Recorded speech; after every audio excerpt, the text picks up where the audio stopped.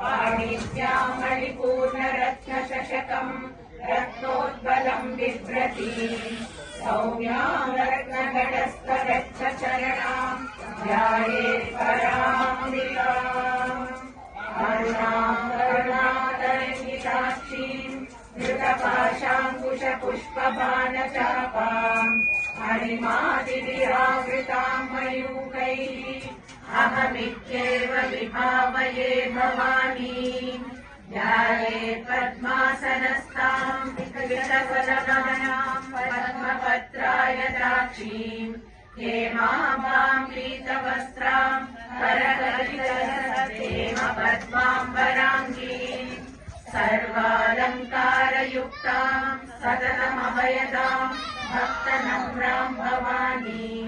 श्रीविद्याम् शान्तमूर्तिम् सकलसुरनुताम् सर्वसम्पत्प्रदात्रीम् सकुङ्कुमविलेपनामणिकचुम्बिकस्तूरिकाम् समन्दहसिरेक्षणाम् सकलशापपाशाङ्कुशाम् अशेषजनमोहिनीम् अरुणमाल्यभूषाम् पराम् जपाकुसुमपासुराम् जपविधौ स्मरेऽम्बिकाम्